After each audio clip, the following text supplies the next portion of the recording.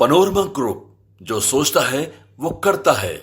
कुछ उन पोस्टर्स की रिएक्शन की तरह लगाया जा रहा है जिसमें जिन जिन नेताओं के भ्रष्टाचार का पर्दाफाश हुआ है और उनके बारे में हमने देखा पिछले कुछ 3-4 दिनों से कुछ पोस्टर्स वगैरह सब जगह आ रहे हैं।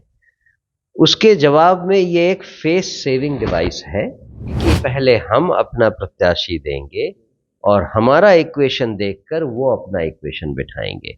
हम किसी का इक्वेशन नहीं फॉलो करते। नमस्कार, आप देख रहे हैं न्यूज 4 नेशन। मैं रंजीत कुमार, जन स्वराज पार्टी के प्रदेश अध्यक्ष मनोज भारती मेरे साथ में है। सर, जिस प्रकार से शहर में लगाया गया प्रशांत किशोर के बारे में, जो इस पार्टी के सूत्रधार हैं, सर कैसे देखते हैं उनके पोस्टर लगातार वायरल किया जा रहा है? ये पोस्टर तो कुछ उन पोस्टर्स की रिएक्शन की तरह लगाया जा रहा है जिसमें जिन जिन नेताओं के भ्रष्टाचार का पर्दाफाश हुआ है और उनके बारे में हमने देखा पिछले कुछ 3-4 दिनों से कुछ पोस्टर्स वगैरह सब जगह आ रहे हैं। उसके जवाब में ये एक फेस सेविंग डिवाइस है जिसको जनता जानती है कि ये तो बिल्कुल ही अलग तरह की राजनीति में ये लोग पड़े हुए हैं, तो उस पर ज़्यादा कमेंट करने की ज़रूरत नहीं। सर, आप राष्ट्रीय अध्यक्ष और प्रदेश अध्यक्ष दोनों एक साथ बैठ के कुछ दिन पहले कहा गया था कि हमने 22 तारीख को पहला लिस्ट जारी करेंगे जी, मगर आज 22 तारीख तो सर पार हो गया। हाँ, कब होगा जारी?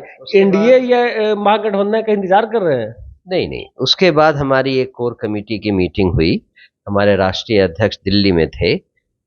कोर कमेटी नहीं, हमारी जो एग्जीक्यूटिव कमेटी की मीटिंग है, और उसमें ये निर्णय लिया गया कि हम लोग दशहरा तक इंतज़ार कर लें और दशहरा के बाद हम जल्दी ही फर्स्ट लिस्ट अपना निकाल देंगे। या फिर एनडीए को देख रहे हैं कि एनडीए और महागठबंधन जहां जहां जो सीट पर जैसा उम्मीदवार देंगे ठीक उसका अपोजिट आप देने का प्रयास करेंगे, इसी के चलते कहीं देर होगा ये कि पहले हम अपना प्रत्याशी देंगे और हमारा इक्वेशन देखकर वो अपना इक्वेशन बिठाएंगे। हम किसी का इक्वेशन नहीं फॉलो करते।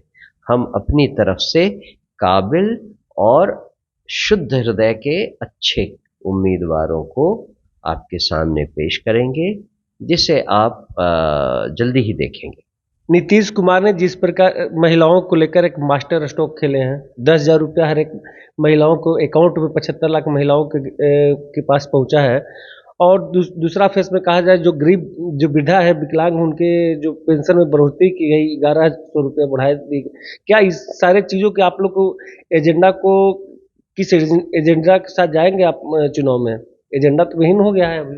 नहीं, एजेंडा विहीन तो वो लोग हैं जो इस तरह के गिमिक्स चला रहे हैं, जिसको रेवड़ियाँ देना कहते हैं। वो रेवड़ियाँ देने की बात चल रही है जिसे यहाँ के लोग भी समझते हैं। और जहाँ तक वृद्धावस्था पेंशन को 400 रुपए की भीख से बढ़ाकर 1100 रुपए करने का है, उसके बारे में भी जनता समझती है कि अगर यही करना था तो आज से 20 साल पहले भी हो सकता था, उन्हीं की सरकार थी। 15 साल पहले हो सकता था, उन्हीं की सरकार थी। उसमें तो उपाध्यक्ष तो प्रशांत किशोर भी थे ना। हाँ, तो वो तो नीतीश बाबू की अपनी राजनीति होगी। फिर अगर उतना नहीं 5 साल पहले कर देते।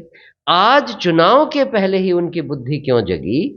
क्या इसलिए जगी कि जन स्वराज पार्टी ने 2,000 रुपए वृद्धावस्था पेंशन देने की बात की थी? और अगर ऐसा है तो इस बात को तो जनता भी समझती है कि जन स्वराज पार्टी के दबाव में आकर अभी 400 से 1100 किया गया है।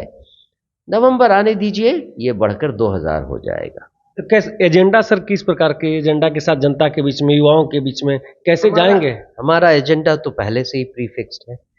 पहला एजेंडा है पलायन को रोकना, जिसको यहाँ से बिहार से जो युवा मजबूरी में, जिसको फोर्स्ड माइग्रेशन कहते हैं, मजबूरी में 10-12 हज़ार रुपए के रोजी रोजगार के लिए जिनको बिहार से जाना पड़ता है, उनके लिए रोजगार की व्यवस्था यहीं करवाई जाएगी। ये पहला मुद्दा है। दूसरा मुद्दा है कि जन्म से लेकर 15 साल तक की उम्र के बच्चे को 10 साल की अच्छी शिक्षा मिले, इसकी गारंटी हम करेंगे। और तीसरा है कि जो 60 साल से बड़े हैं, जो वृद्धावस्था में है, उनको एक सम्मानजनक पेंशन मिले। इसके अलावा जो महिलाएं, मोस्टली ग्रामीण महिलाएं जो पढ़ाई लिखाई नहीं कर पाई, कुछ बहुत सारी तो अनपढ़ रह गई, किसी ने दूसरी तक पढ़ा, किसी ने चौथी तक पढ़ा, अब उनका परिवार बड़ा हो गया है, उनको अगर रोजगार, अपना काम धंधा शुरू करना पड़े तो उनको पूंजी की जरूरत होती है। उस पूंजी को जन स्वराज की सरकार दिलवाएगी 4% सालाना के ब्याज पर।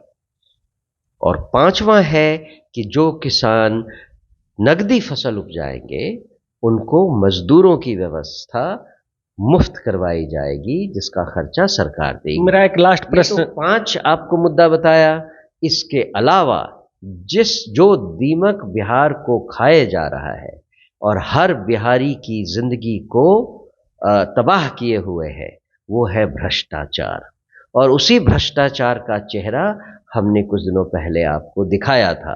कितने सीनियर नेता, कितने चाल चरित्र चेहरे वाले नेता, उनके अलमीरे में कितने गंदे गंदे कारनामे भरे हुए हैं, जिनको हमने जनता के सामने लाया था। जन स्वराज पार्टी कहती है कि हम आपको एक भ्रष्टाचार विहीन सरकार देने का वादा करते हैं। ये तो जन स्वराज। क्या मनोज भारती 243 सीट में कहां से उनकी तैयारी है, कहां से चुनाव लड़ेंगे आप? मनोज भारती को प्रदेश अध्यक्ष बनाया गया था संगठन को खड़ा करने के लिए। चुनाव मौका मिलेगा तो चुनाव लड़ेंगे या नहीं? संगठन को खड़ा करने का प्रोसेस अभी पूरा नहीं हो पाया है, और अगर हमने किसी एक विधानसभा क्षेत्र पर ध्यान दिया तो बाकियों का क्या होगा। तो मेरे ख्याल से अध्यक्ष होने के नाते मेरी पहली जिम्मेदारी बनती है कि जन स्वराज को मजबूत किया जाए। चुनाव ऐसे में कहा जाए डायरेक्ट रूप से कि चुनाव आप नहीं लड़ेंगे, केवल संगठन को मजबूत करने के लिए ही प्रदेश अध्यक्ष होना है? जी, ऐसा ही है। और उसमें केवल एक ही एक्सेप्शन है कि अगर पार्टी ने किसी भी समय चाहा कि मैं किसी विधानसभा से लड़ाई करूं, तो मैं उसके लिए मेंटली तैयार हूं, लेकिन मैं अपनी तरफ से इसमें भाग नहीं लेना चाहता। पार्टी चाहेगी तो आपका भी तो चॉइस होगा कि इस विधानसभा से हम। मेरा कोई चॉइस नहीं है इस मामले में, मेरा कोई चॉइस नहीं। मेरा एक लास्ट, प्रशांत किशोर की कहां से तैयारी है? या तेजस्वी जी के आमना सामना होंगे या फिर किसी और बड़े लीडर के आमना सामना? ये तो आप प्रशांत जी से पूछ लीजिए, उन्होंने बार बार इसका जवाब भी दिया है और ये सवाल भी उन्हीं से पूछा जाना चाहिए। बहुत बहुत शुक्रिया। साफ तौर से इन्होंने कहा कि प्रशांत किशोर की जो मामला है उनसे पूछ लीजिए, क्योंकि इनका हर एक सवालों का जवाब प्रशांत किशोर ने दिया है। बाकी जहां तक मेरी बात आती है, जो अगर पार्टी समझेगी या जरूरत आएगा तो मेरी चुनाव लड़ने की, तो हम चुनाव लड़ सकते हैं। मगर मेरी इच्छा नहीं है कि हम सबसे पहले पार्टी मजबूत करनी है।